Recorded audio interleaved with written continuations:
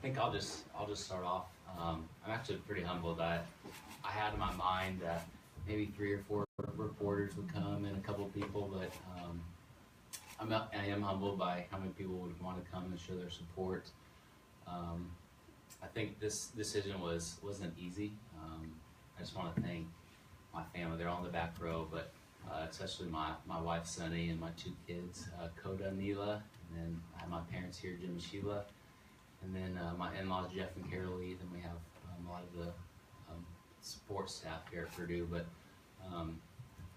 I think the easiest way to do this is just to say it, right? Leading up to Rio, I've been diving for 16 years. I've gone to 3 Olympics, or 2 Olympics at that time, and I've had a lot of success in my sport. And leading up to Rio, I was mentally exhausted. It was actually a really hard route getting to the Olympic Games, and Soldati definitely knows what it was like, and just not wanting to be there. I was in competition on the big stage, and just wondering if the grass was green on the other side. So with that said, I told myself I'd give myself a year after the Olympic Games in Rio, and I did just that. And you know, one of the big reasons, apart from being exhausted mentally, was I just felt like this was what I was supposed to do. You have all the people saying, "Oh, you're getting older. You're 28. You need to start retiring, thinking about what you're going to do next in life." You know, it's fun banter, but teammates would call me grandpa, and so in my mind I was thinking, like, maybe this is time for me to be done with the sport. And I let it simmer, and it was probably about the end of December. Just had what am I going to do next? And I left the Olympic Games healthy my entire career. I'd fortunately not had any significant injuries, and I met with Adam in January after I let it sit for 4 weeks, and we decided, all right, so if we're going to make another run at the Olympic Games, what does this look like? And we talked about it. Again, we let it sit a little longer. So March we met again, and is this what we want to do? And then June we decided to pull the trigger, and I've been training since June, and hopefully gonna make a 4th run to the Olympic Games in Tokyo. And you know, there's 2 major things. One of them was I needed that mental break, and then I was physically able to do it. More importantly than that, I just saw the opportunity, just the amount of opportunities I had to go on a stage to speak, whether it's a secular audience or a faith-based audience. I think it's no secret that my faith is my #1 driver. So being able to see how many people I could impact on this big stage, and it's a huge responsibility. I know that there's a lot of weight to it, and I just want to try to be as faithful as I can. And I look back on the last 4 years leading up to Rio, and I saw just a lot of missed opportunities where I could have been a better mentor to my teammates, been more loving to the people that were coming up to me, and I believe God has given me this platform to be able to use it for Him, and so that's a big driver of why I want to continue to do this, to be that positive influence to the world that's looking at diving. Adam and I were joking, this never happens to diving. A press conference to announce whether I'm going to dive at the Olympics or not, like, who cares? But I'm just humbled to see how many people would want to show up, and I'm just thankful for just how much Adam has poured into my career, and deciding to give me another shot to train with him and with USA Diving. I know I spoke to them a little bit earlier this year, and with our leadership, our new leadership with Lee and our staff, they were extremely supportive. So there we go. That's I'm going for another Olympics, and it's not going to be easy, but my wife has been unbelievably supportive, and she was a little dumbfounded when I said it in January. But just as we've gone on, she's an extremely awesome and loving helper. So I'm just extremely thankful for her as well. The end. I think if we have any questions, whether it's for me or Adam or Lee or Sunny said she would come up on stage. I'm kidding. And is it free range? Yep. I guess, Lee, this decision obviously is a huge boost for Team USA, for USA Diving. How pleased are you? No, this is exciting. This is a great day for USA Diving. I think diving in general, having an Olympic champion like David back in the pool, it immediately raises everybody's game. It raises everybody's game in that fight, headed towards Tokyo, and then the development. Who are those kids that are going to be in Paris, and who are the kids that are going to be in Los Angeles? Something like this is great for diving and great for the sport. Just for either one of you, perhaps, what are you going to do platform and synchro? Is the plan to dive with steel again? What's the plan? That's what Adam and I have been discussing. What do we do? And I think right now what we're doing is trying to get back in shape. After that year off, I ate whatever I wanted, and I was normal. So now it's just trying to take off the weight, get back in shape, and then see what my body can handle. So there's no certainties. I could walk out here and break my leg and be done. So what we're trying to do is just take it one step at a time, get in shape, and I don't know if you. Yeah, I think at the end of the day, I actually want to take those kind of decisions out of the hands of David and out of the hands of the athletes. That's not what they need to be doing. What they need to do is come in every single day and train hard and do everything with excellence.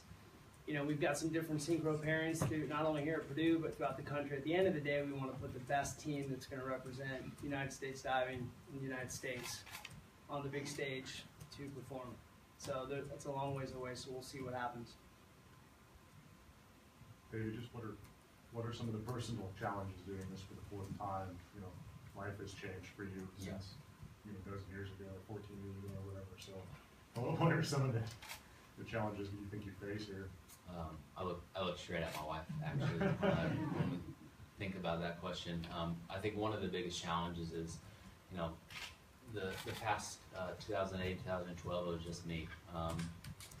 I was traveling and I didn't have responsibilities at home for a family, and so it is a little more weighty. I get to travel and compete on that big stage, and my wife is staying home with 2 children, so I can't minimize that. She has a way harder job than I do, just being at home.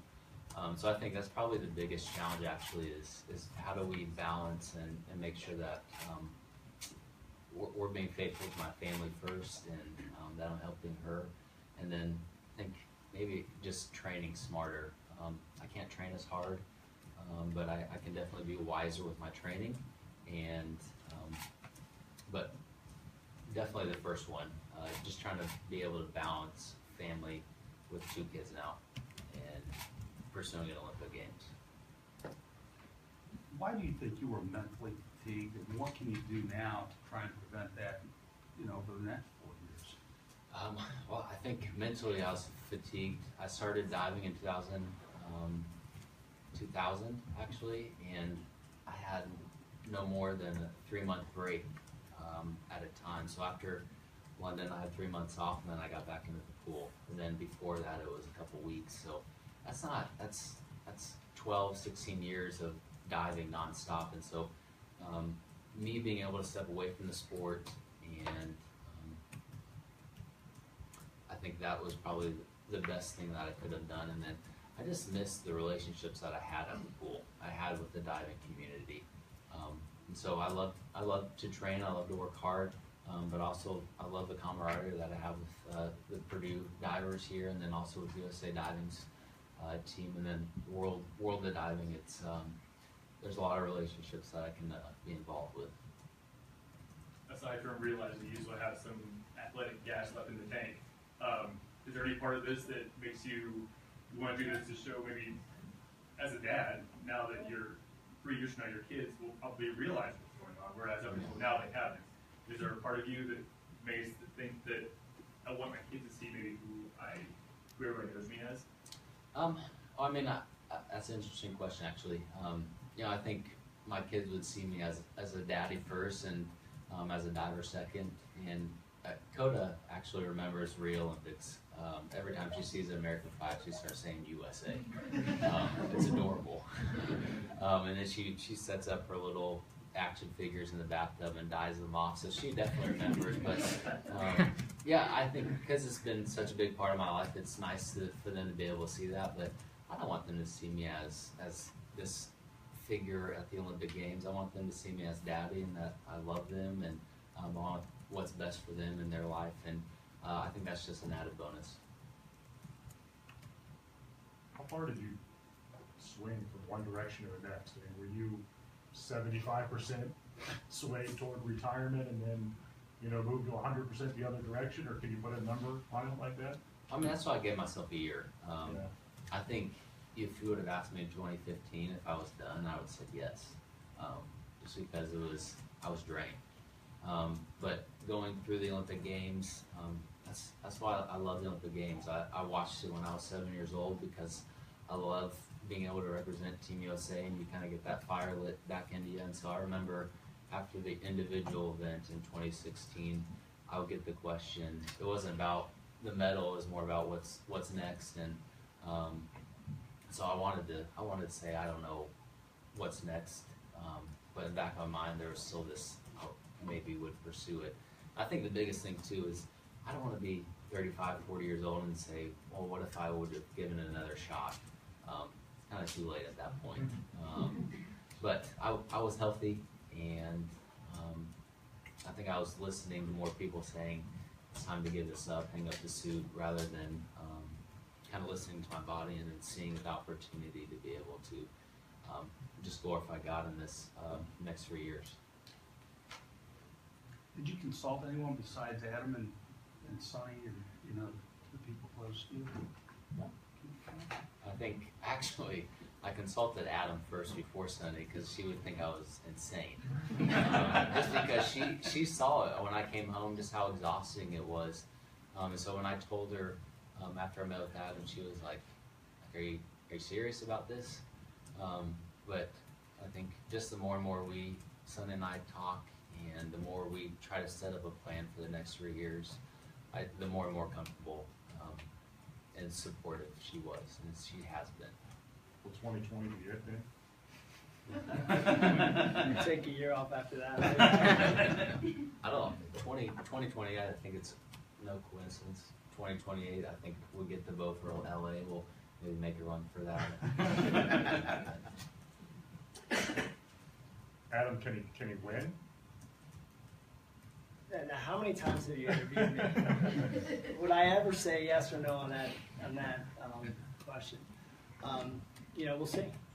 You know, I mean, that's never been, honestly, from the 9 years ago, 10 years ago. What was it? 9? We started 9 years ago when we started working together. The putting some sort of a result expectation was not. You know, when you set goals, I look at it as somewhat like a GPS in your car. You have to have a destination where you're going to go. So you got to put in, we want to put ourselves in a position to medal at the Olympic Games. But when you push go on your GPS, well, what happens to that end destination? Do you see it anymore? It's gone, right? So we put it on the shelf, and then there's a roadmap, and we got to take one step at a time. And so our emphasis has always been, I mean, it's been a lot of things, you know, but we want to do what's right all the time, no matter what. And we want to train with excellence all the time, and we want to work hard, and it's all character-based. And so I know that if we come in every single day and we focus on those character aspects that it takes to be successful, well, the results will take care of themselves. And so this quad is going to be no different than any other quad. There's going to be some differences in our training. I mean, we're going to train hard. We're going to train just as hard as we ever have. Might it be a little different? Yeah, it's always different for every athlete every year, depending on the wear and tear on their bodies and so forth. But we're gonna do what we can to set ourselves up to be in a position to perform on the big stage, and we're not gonna do anything different than we've done before. We're gonna go in every day and work hard, and let the results take care of themselves. David, what have you learned on this journey? I know a lot was made out of, you know, how much the 2008 games changed your perception for the 2012 games, but now having won 4 medals, having been through this 3 times, you know where you can, you know, train differently and still kind of get the desired results. Yeah, what has changed? Well, just what has changed in, you know, your approach, I guess, towards going to 2020, whereas, you know, when you're a teenager, it's probably much different. It is. Yeah, I think I think the approach is the exact same it was in 2012 and 16. It's kind of what Adam said. I think that's why I've been and teammates have been so successful is the leadership with Adam and just the plan that he sets forward and the amount of work that he does. And so the plan doesn't change. Just like Adam said, we'll go in and train and we'll pursue excellence. But the only thing that's changed is I'm responsible for 3 souls instead of myself. And then 2012 it was Sunday night, and now 16 it was just Dakota Sunday night. Now we have 4. So whether we have another, I don't know. But that's kind of the only thing that has changed. But I think going back to, do I think we have the ability to be able to perform and make a top 3? Yes. I think we're in a position where that hasn't changed. But like Adam said, we kind of just take this one step at a time and try to go towards Tokyo and work hard for that. And I'm going to comment on that. I just don't ever want to get too focused again, on the results. When I think about, I guess when I think about David and I think about, this whole thought of we're going to come back and we're going to do this again. And I look at David's life of where he came from 9 years ago when he walked onto this campus as an 18-year-old little boy, making some bad decisions and on and on and on. And then where he's come and the first quad, and then he leaves here with 6 NCAA championships and medals and everything else. But more importantly, he was more prepared to be a father and a husband, which he is.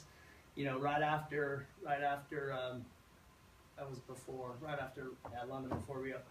And just looking at the development of this little boy into a man. And so then in the last quad, he already dealt with the family situation, having a family, and he began to understand a little bit more of what coaches go through, right? When coaches are traveling around, you've got kids and and a wife back home. But now as we roll into this one, he's still got that element. But what I see is because we all tend to do this, right? We want to take the path of least resistance. And so leading into Rio, it was kind of like, man, maybe this is easier to just be done with this and flip over on the other side. And then you realize, you flip over there, and it's like, oh, wait a second. This isn't any easier. It's different, but there's challenges here, there, and there. And then we begin to look at this, and where I came from is I said, David has displayed unbelievable character throughout his career of diving.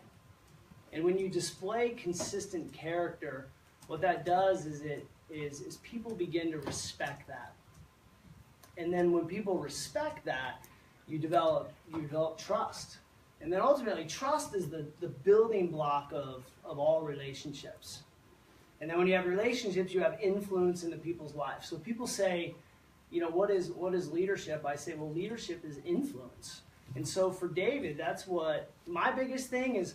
We're going to do everything in the pool. We're going to work hard, but he has earned influence and leadership into people's lives. Right here at Purdue, with our athletes, U.S. Diving, the U.S. Diving family, and literally around the world. And so I say, hey, if we're physically able and we know the sacrifice, we know what it's going to take. We know it. We know it better than maybe we want to know how hard it's going to be to do that again. But if the body's there and the mind is there and the amount of influence that can be generated in people's lives because of this, well, then let's go full speed ahead and let's never lose that focus, because as soon as we start losing that focus is when it starts steering off and it becomes all internally focused. Like, he's got no room to be internally focused. He has a wife and 2 kids that are priority number 1 underneath his relationship with Christ. And so he's the bigger sacrifice he's going to have to do is he has to keep dying to himself through these next 4 years, pouring out into everybody else, because that's what's required of him. A little bit contrary to sometimes the message the world may tell you is that we need to take care of ourselves and turn in. And I say, no, we need to turn out and love the people around us, and then blessings will flow from that. For Adam and Lee, were you surprised when he came to you and said, I want to try this again? When they told me, absolutely not. Being around athletes like David, they have it, and they have that fire, and they know that they've still got some gas in the tank. And so, absolutely not. An Olympic champion like that, when they say they still want to, give a run, absolutely, I wasn't surprised at all. it's a mixed bag. I mean, there's so many pros and cons on both sides of the fence, and so many sacrifices, and so many different things to go. I mean, it didn't surprise me, no, but there was definitely needed to be some conversations to weigh the cost. Whenever we go into any decision like this, we need to really weigh the cost. I know he was missing me.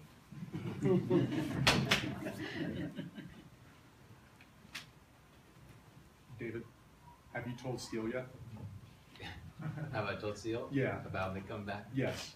I've been training with them since You have? since June, yeah. So when you made that announcement to him, when you told him, what was his reaction? Well, when I came back in June and started training, it was the entire team was there, and I was probably 10 pounds heavier. And they all looked at me and just kind of giggled because I wasn't like that sharp. I wasn't that sharp diver that I was a year ago. So they were excited, and I was excited to be back with them. And I think Steele and the entire team were supportive of that.